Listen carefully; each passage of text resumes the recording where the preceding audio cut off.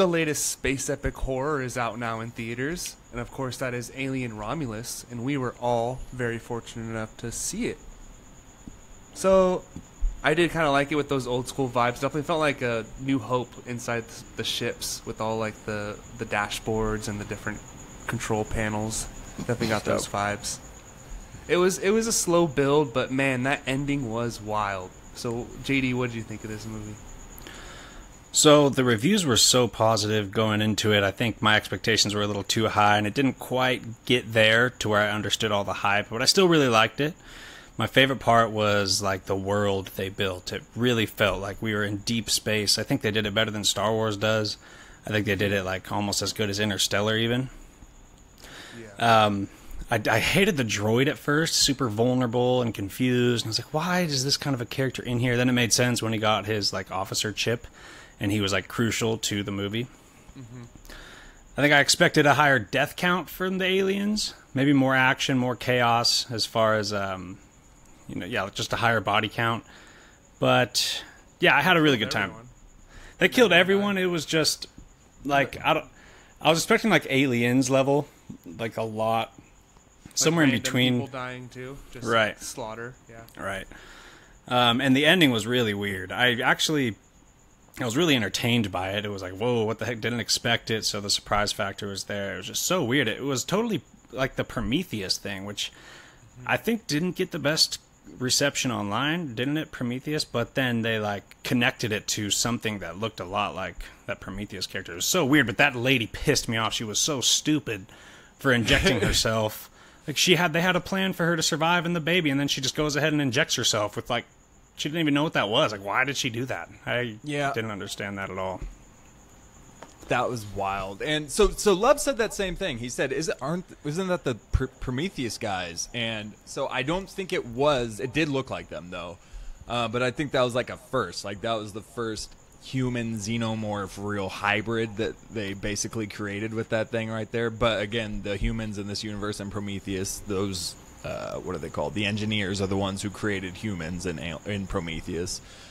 So a lot of it tied in. We got some more black goo. Again, the thing she shot herself up with. We kept seeing black goo in Prometheus and in Alien Covenant, and people were wondering like, what the hell is this? Why do we keep seeing this black goo? And so we kind of got that fleshed out there.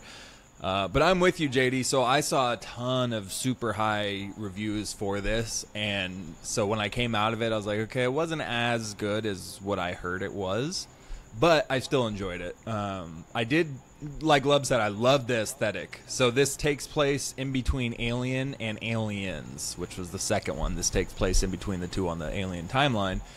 And I loved how they continued that aesthetic. Like Lub said, all the ships, the screens, the keys and everything, it was exactly like Alien was, which was made in 1979 with all the analog stuff and, blocky letters. And so I just loved that they continued that look. They did a really cool job with the set design and the practical effects they used in it. All that was like impressive. It was dope. It was refreshing. It was like watching a movie from the 80s for the first time in theaters, but with better visuals, obviously. So I really appreciated that, but as a whole, just as a standalone movie itself, I didn't think it was amazing.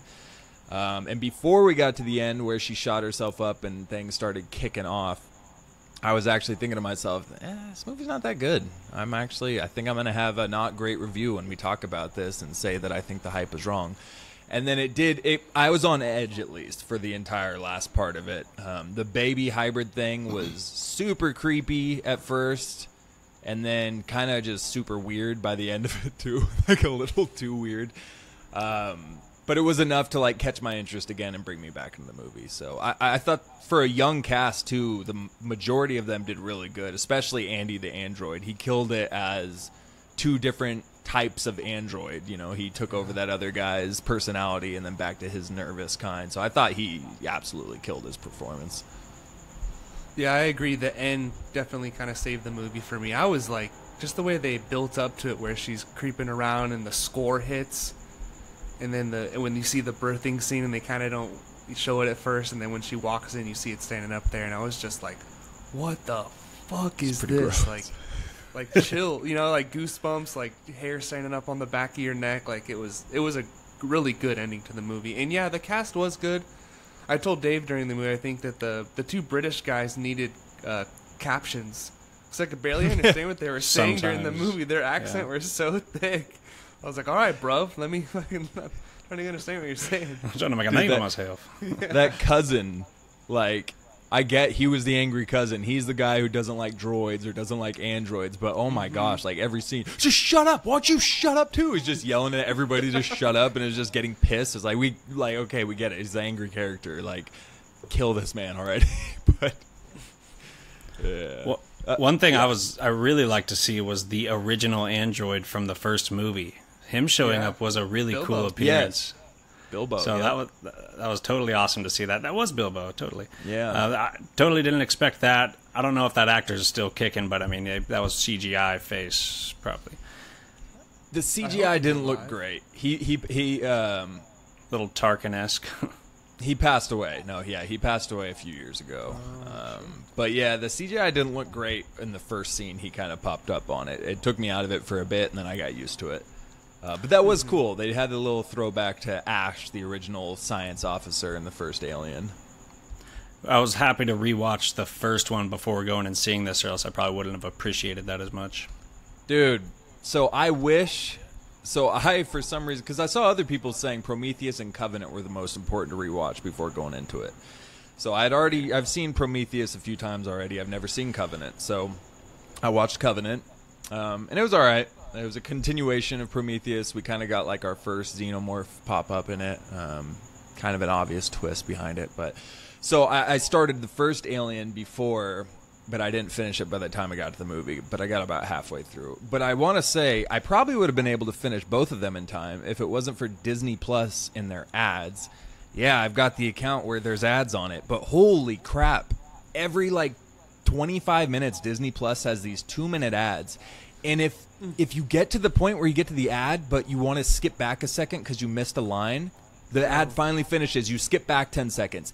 It just resets it and immediately makes you watch 2 full minutes of ads again. I was so pissed. Like, Disney Plus is garbage as far as a platform goes for that stuff. Like, I was like, oh, I couldn't believe that. Like, every other app, it doesn't make you rewatch the ads. So that's my mini rant. God, I was so mad. Well, dude, Amazon Prime just threw commercials in without saying anything. Like They all did. I All of a sudden, you just have ads. totally- commercials before. Like, okay, now I do. Yeah. Yeah. Yeah. But I love the cinematography in this movie too. I know it was a lot of Totally. inside the ship, but when they get to that planet and it's like a ring of Saturn almost, The ring. Ooh. and showing the ship like slowly crashing into it was so cool to see. The rings looked amazing. It looked almost like Interstellar-ish when it was getting to because it's ice, you know, when you get as close as you can to the rings, it's frozen particles, and the way their ships were crashing into it, there was larger chunks of the ice around it. Like, it looked really good as far as VFX goes for the ring, for the planet's ring, so that was dope. And the way they used the sound when the camera was outside the ship in space, Yes, and they used the the space silence. sounds really well. Yeah. So it felt immersive. Yeah, that was dope. I did have one major problem with it, which was leading into the third act. But so we finally get the xenomorphs showing up, like, and they're in action, like they're coming down the hallway, yada yada. In Covenant, when they were trying to pick off the xenomorphs, like they were almost partially bulletproof. Like you had to hit them in the exact right spot, otherwise it wasn't killing these things in Prometheus and Covenant. And so she just kind of wiped out like 20 xenomorphs way too easily on that bridge there. The anti-gravity scene was dope afterwards with the acid blood and the fact that you had to turn that on so it didn't, you know, break the pressurization of the ship and suck them all out to space. Loved that little aspect, but it just, the fact she mowed them all down super quick, I was like, well, that's, people have struggled with one in these movies, and she just took out like 25 like it was nothing. So Hey. that was... Yeah. Get all the way off their back about the other movie. It's super easy, barely an inconvenience. Super easy. The There's a girl. Oh, sorry. What were you Sorry, saying? I was going to say the director said he was open for doing an Alien vs. Predator, and that would be sick with his quality going there. With the Prey director. Yes, Yes. with the Prey director, which Oh, would be yeah. awesome. Like, I'm so here for that. That sounds amazing. Like, absolutely, they deserve that shot. If they both want to do it, let them have it. Like, Right. because Prey would have done good at the box office if it went there, but unfortunately, it was released during COVID on Hulu. But it was a success. It's like 97% audience score or something on Rotten Tomatoes right now. Like, it So did good. well. People liked it. So, and Romulus obviously got a warm reception. So, yeah, man, let it happen. In the Alien franchise, I never realized at first that the directors are Ridley Scott, James Cameron, and James then Cameron. David Fincher does the Yeah. third one. The third one's What? not good, but it's David Fincher. I didn't know that. Yeah. Didn't know that either. I didn't know James Cameron did the second until the night we watched Yeah. it, and Yeah. Tyler told me. I was like, what? Yeah, and some people think it's better than the original. Right. Well, they went from sci-fi horror to like That's straight wild. up action, so it was like a genre flip, and I think that's pretty cool. Little variety. Yeah, that's dope.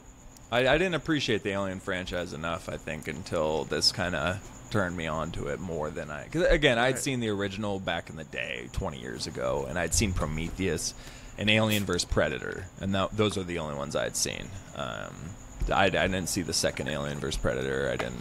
Yeah, so...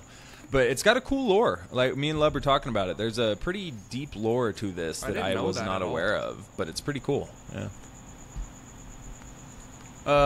So before we wrap it up, what would you guys give it out of 10 for a rating?